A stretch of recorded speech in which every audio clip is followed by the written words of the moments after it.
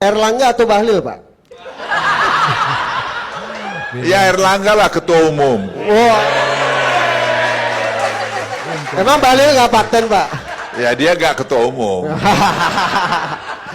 Pasca Oktober, lebih paten mana 20 menurut Oktober. pasca 20 Oktober, lebih paten mana menurut Pak Luhut? Pak Jokowi lebih cocok pegang partai atau jadi one team pressnya Presiden Prabowo? Ya terserah Pak Jokowi maunya dia apa. Enggak lah. Udah pasti, tapi lebih paten mana menurut Jenderal Luhut? Aspirasi Bapak, kan Bapak teman Presiden. Ya, itu kan hak prerogatifnya Raja Jawa, biarin aja lah. Oke, lanjut dikit lagi. Bapak pilih mana? Presiden Jokowi atau Presiden SBY? Ya Presiden Jokowi lah, kan bos saya sekarang. Oke, standar harus begitu. Presiden Jokowi atau Presiden Prabowo? Ya masih Presiden Jokowi lah, masih bos saya. Wah. Oke. Loyalitasnya jelas. Yang terakhir, Pak Jokowi atau Gus Dur, Pak? Atau? Gus Dur. Ya Gus Dur. Ya. Yang ngangkat saya adalah Gus Dur untuk jadi memperindak, yang saya tolak 3 kali. Tapi akhirnya saya jadi memperindak. Dan kemudian beliau menaikkan pangkat saya. Kemudian satu ketika beliau diturunkan. Terus ada yang minta saya supaya saya menteri yang pertama besoknya turun. Resign gitu. Saya bilang sama senior saya ini, Gus Dur, kenapa? Kenapa Bang gitu? Yang angkat saya ini Gus Dur, yang menaikkan pangkat saya Gus Dur. Yang menyuruh pertama turun. Salah apa Gus Dur? Tidak melanggar konstitusi, tidak juga ada korupsi, tidak ada pelanggaran apa-apa. Jadi kenapa diturunkan? Gitu. Lah kenapa saya harus turun? Saya bilang saya tidak akan mundur. Ya biar aja karam sama-sama. Karena saya bilang saya nggak ingin orang mengatakan bahwa kakekmu itu, bapakmu itu mengkhianati atasannya. Saya bilang tidak akan bisa. Dulu saya dibully, dibilang kenapa Pak Luhut tuh nggak setuju OTT. Ya nggak setuju lah. Kalau bisa tanpa OTT, kenapa bisa OTT? Antisipasi. Kan kampungan itu. Nyadap telepon. Tahu sadap dia lagi bicara sama istrinya. Wah enak tadi malam ternyata repot. Ya. Dia dapat digitalisasi menjadi kunci. Ini digitalisasi menurut saya, ini gaptek ini dan simbara-simbara ini semua, itu menjadi kunci membuat negeri ini menjadi efisien. Akan mengurangi korupsi. Anda lihat, saya sudah bilang, orang masih bilang KPK itu di bonsai. Apanya di bonsai?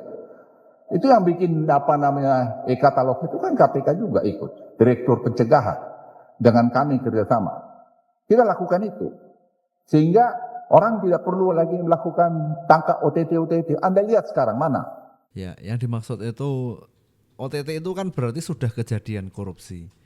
Nah, yang dilakukan Pak Luhut ini antisipasi untuk mengurangi cara-cara untuk korupsi, yaitu dengan menggunakan GovTech tadi. Jadi government teknologi itu semuanya dilakukan dengan mesin, negosiasi dengan mesin, akhirnya ya tidak ada lagi kasus-kasus korupsi karena tidak ada celah gitu. Jadi bukan berarti meniadakan OTT atau membonsaikan KPK, tapi ini adalah upaya untuk meminimalisir korupsi. Jadi setelah diminimalisir tidak, akhirnya OTT-nya berkurang juga karena kasus korupsinya semakin minim.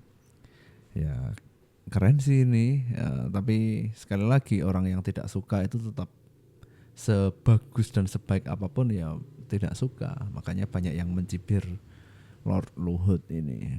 Saya kira kalau presiden ya, saya maaf ya, kalau saya boleh, saya ini kan lahir dari Letnan 2 di Kopassus. Ya.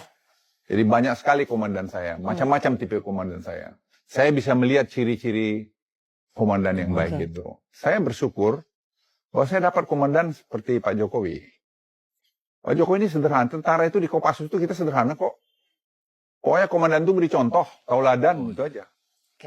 sama dengan Pak Jokowi saya lihat dalam bentuk negara ya.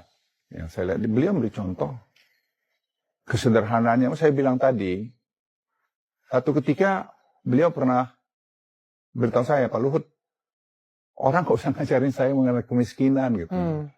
Saya lahir dari situ Pak Luhut. Itu kami di bantaran kali Solo itu. Saya terharu dengar itu. Udahlah, jadi saya kalau pergi malam-malam, memberi bantuan malam, kasih. Ya karena saya tahu bagaimana susahnya mereka hidup. Mengenang memori begitu ya. Iya, Ya. jadi itu saya bilang sama si Ruhir Sarma ya kemarin, dia interview saya dari New York Times. Saya bilang, this is Presiden Joko Widodo. Bahwa Pak Joko itu menurut saya pemimpin, saya tadi belum selesai. Yang menurut saya kita untung ada sekarang ini. Saya saksi hidup. Mau ganti mobil presiden aja itu berkali-kali kita bujuk-bujuk supaya mau nggak mau. Sampai mogok. Saya ingat waktu apa namanya kabut kebakaran hutan di Kalimantan, kami dengan presiden naik mobilnya itu mogok. Itu berkali-kali dengan Pak Pratik sampai akhirnya beliau mau. Kesederhanaan itu. Yaitu Presiden Joko Widodo. Panglima terus. Saya Panglima itu Panglima tertinggi lagi. Tadi. Jadi panglima tertinggi.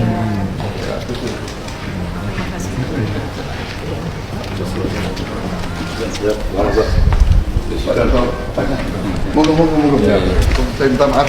Ya tadi kita tidak. Saling hormat. Apa sih yang salah? Dinasti ini apa sebetulnya? Definisi dinasti. Monarki Inggris itu dinasti berabad-abad. Come on, kita di Swedia, di Denmark, Di Jogja, Bu. di Jogja semua tidak ada yang ribut toh. Diterima kan? Karena semua mengikuti aturan main. Yang penting kan aturan main. Memberikan manfaat bagi masyarakat. Ya kan? Jadi tidak ada yang salah.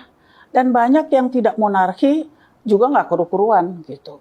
Jadi membawa kalimat-kalimat seperti dinasti dengan konotasi negatif saya kira tidak cocok, tidak pada tempatnya. Seperti itu. Ketemu Vidik dan Morientes di Indonesia. Oh, boss, what happened? No, it's nothing. Don't worry, it's nothing. What do you do? Basketball. Boxing? No, a bit of everything, but basketball. This is basketball. So you chance to become basketball players now? Finish. How you doing? You good? Good to see you, huh? Good to see you. Good to see you. You doing well? This is huh? first time.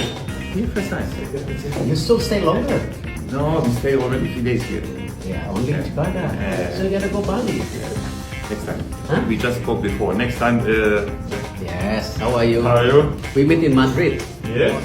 Inter Madrid legend. Yes. With Javier Zanetti. Yes, I remember. Yeah. The times.